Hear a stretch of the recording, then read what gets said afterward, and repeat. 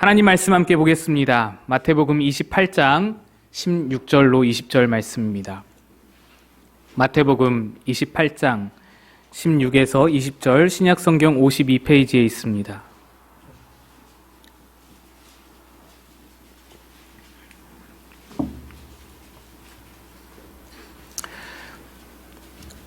함께 교독해서 읽겠습니다. 11 제자가 갈릴리에 가서 예수께서 지시하신 산에 이르러 예수를 배웠고 경배하나 아직도 의심하는 사람들이 있더라. 예수께서 나와 말씀하여 이르시되 하늘과 땅의 모든 권세를 내게 주셨으니 그러므로 너희는 가서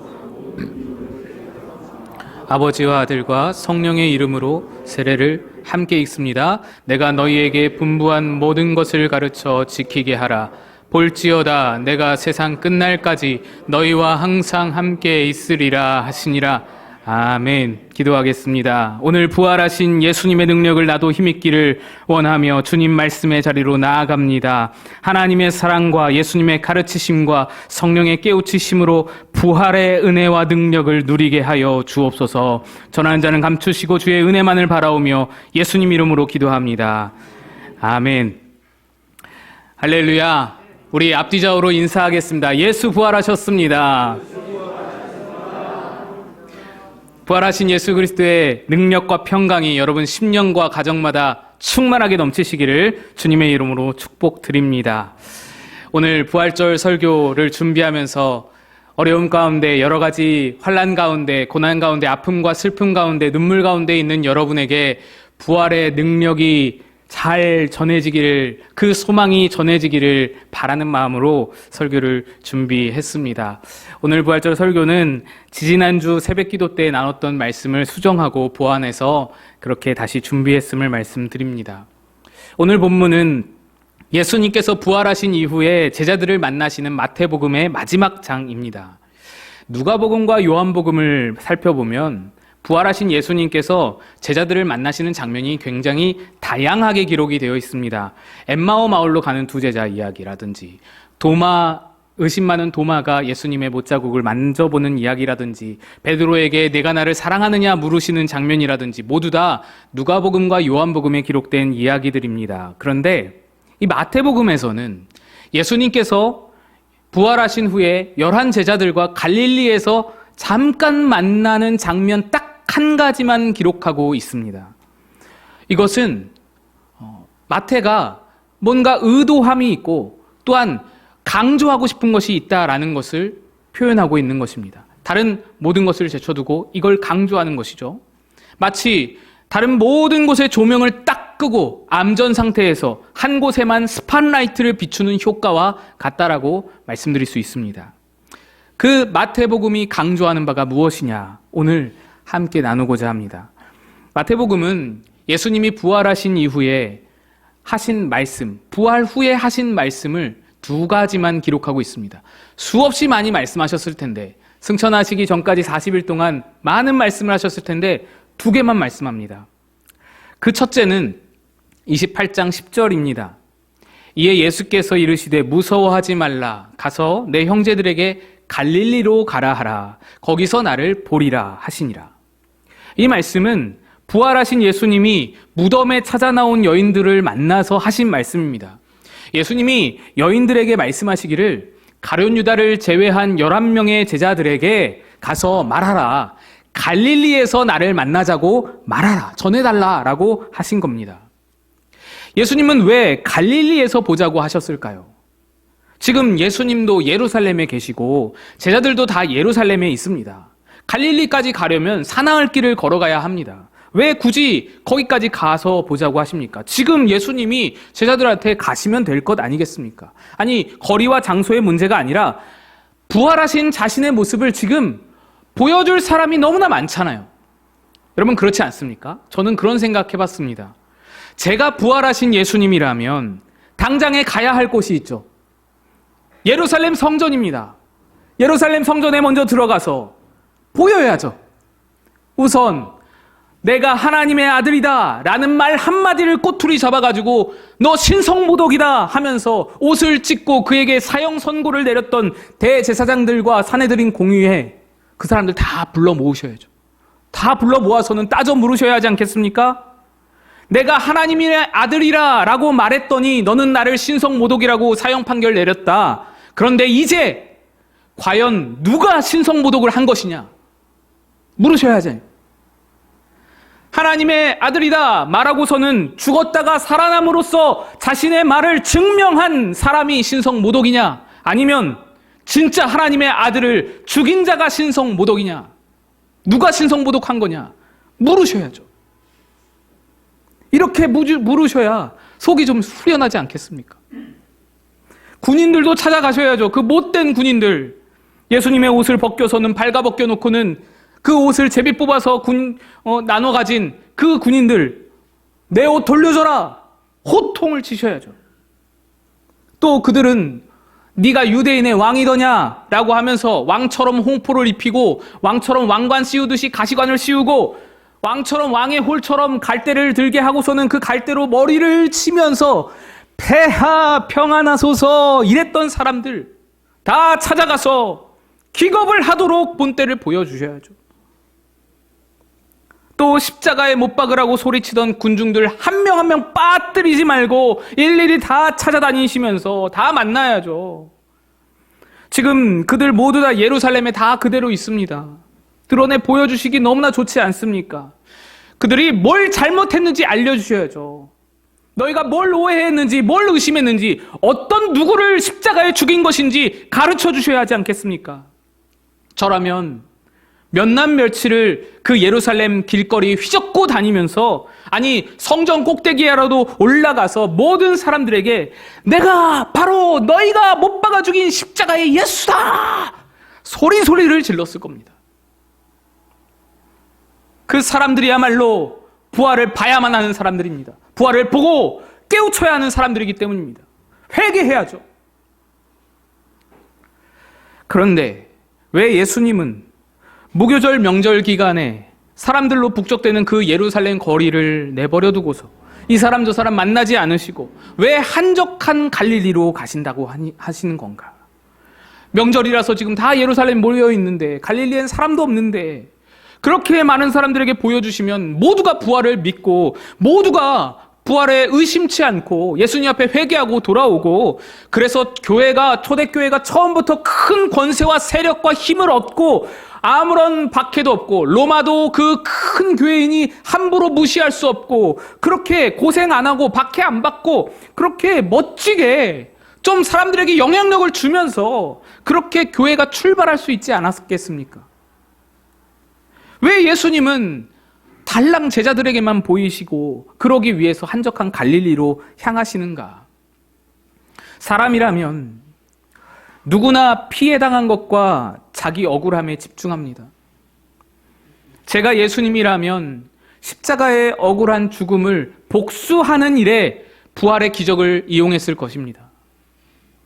내가 틀리지 않았음을 증명하는 데에 부활의 놀라운 능력을 사용했을 것입니다. 그런데 예수님은 그러지 않으셨습니다. 왜냐하면 예수님은 억울할 것이 없었기 때문입니다.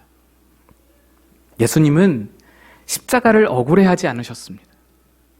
십자가를 통해서 자신이 피해당했다, 자신이 부당한 피해를 당했다, 억울하다 생각지 않으셨습니다. 잘못된 재판으로 누명을 쓰고 억울하게 당한다, 그런 마음 없으셨습니다.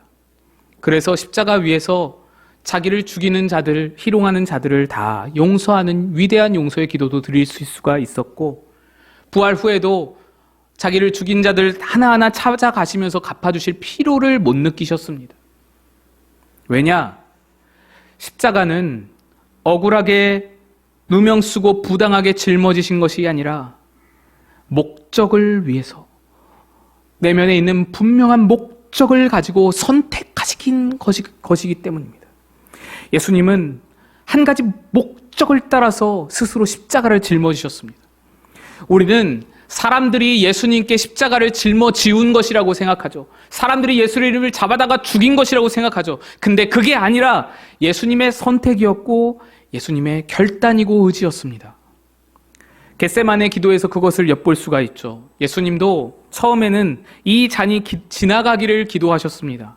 그 말은 피할 방법이 있었다라는 것입니다.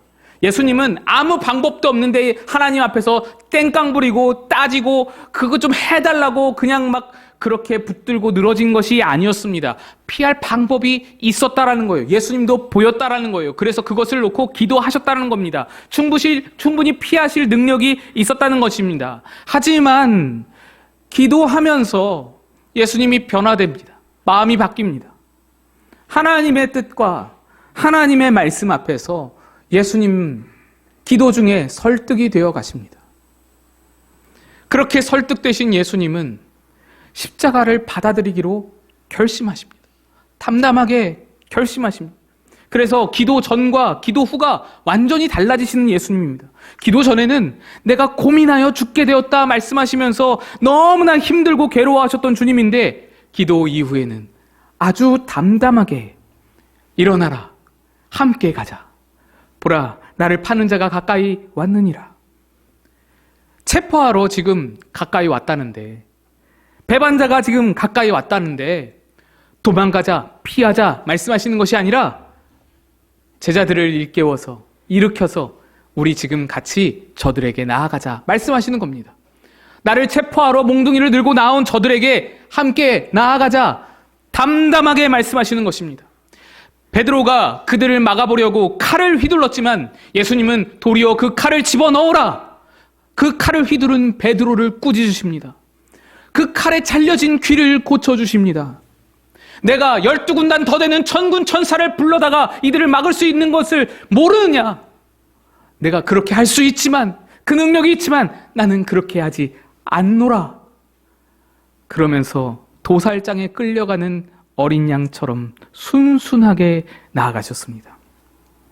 사람들이 예수님을 잡은 것이 아니라 예수님이 사람들에게 자신을 내어주신 것입니다. 스스로 그 길을 선택하시고 결심하시고 그 길을 걸어가신 것입니다. 왜요? 목적이 있었기 때문입니다. 목적을 위해서 십자가를 선택하시고 목적을 이루기 위해서 부활하신 것입니다. 그 목적이 무엇입니까? 몇 가지를 들 수 있습니다. 인류의 속죄와 속량을 위함이고 구원의 완성을 이루기 위함이며 부활의 첫 열매가 되시기 위함이고 죄와 죽음에 대한 승리를 선포하시기 위함이었습니다. 그런데 오늘 마태복음이 말하고자 하는 것, 마태복음이 스팟라이트를 비추고 있는 강조하는 십자가와 부활의 목적은 따로 있습니다. 제자들에게 갈릴리에서 만나자고 하셨던 예수님은 갈릴리에서 제자들을 만나셔서는 마태복음에 기록된 두 번째, 부활 후에 말씀하신 두 번째 말씀, 그 말씀을 전해 주십니다. 근데 그것이 마태복음의 마지막 구절이 되었습니다. 19절, 20절. 그러므로 너희는 가서 모든 민족을 제자로 삼아 아버지와 아들과 성령의 이름으로 세례를 베풀고 내가 너희에게 분부한 모든 것을 가르쳐 지키게 하라. 볼지어다 내가 세상 끝날까지 너희와 항상 함께 있으리라 하시니라. 모든 민족을 제자로 삼으라는 사명을 제자들에게 주시면서 마지막으로 한마디 말씀을 덧붙이십니다. 볼지어다 내가 세상 끝날까지 너희와 항상 함께 있으리라. 이것이 바로 예수님의 목적이었습니다. 마태복음은 우리와 함께 하심이 예수님의 모든 사역과 모든 생애의 결론임을 말해주고 있는 것입니다. 이것은 마태복음 첫 부분 1장에서부터 강조되어 오던 것입니다. 마태복음 1장 23절 보시면 보라 처녀가 잉태하여 아들을 낳을 것이요 그의 이름을 임마누엘이라 하리라 하셨으니 이를 번역한즉 하나님이 우리와 함께 계시다 함이라. 이 말씀은 예수님의 잉태 사실을 알게 된 요셉에게 천사가 전해준 소식입니다. 예수님의 탄생과 성육신의 목적도 바로 임마누엘, 함께 하심이었다라는 것이죠. 그러니까 마태복음은 첫 시작인 1장에서 임마누엘 하면서 시작하고 그 마지막 장인 28장에서 세상 끝날까지 내가 너희와 항상 함께 하리라 하면서 끝을 맺는 것입니다. 함께로 시작해서 함께로 마무리하는 것입니다. 임마누엘 약색과 함께 예수가 출생하고 함께 하리라는 약속과 함께 승천이 이루어지는 것입니다. 그리고 그 가운데에 십자가와 부활, 예수님의 모든 생애도 바로 이 한 가지 목적, 함께 하심을 위한 과정이었음을 말하는 것입니다. 제가 앞에 말씀드린 것처럼 우리 생각에는 부활이라는 놀라운 능력, 이걸로 사람들을 다 설득할 수 있을 거라고 생각이 듭니다. 부활로서 모든 사람들의 불신을 다 타파할 수 있고, 부활로서 모든 의심이 다 제거될 수 있고, 부활을 본다면, 부활을 사람들이 경험한다면 모든 사람들, 모든 교회를 박해하는 세력들 전부 일거에 굴복시켜버릴 수 있을 것 같은데 사실은 그렇지가 않습니다. 오늘 말씀 17절이 그 근거입니다. 예수를 배웠고 경배하나 아직도 의심하는 사람들이 있더라.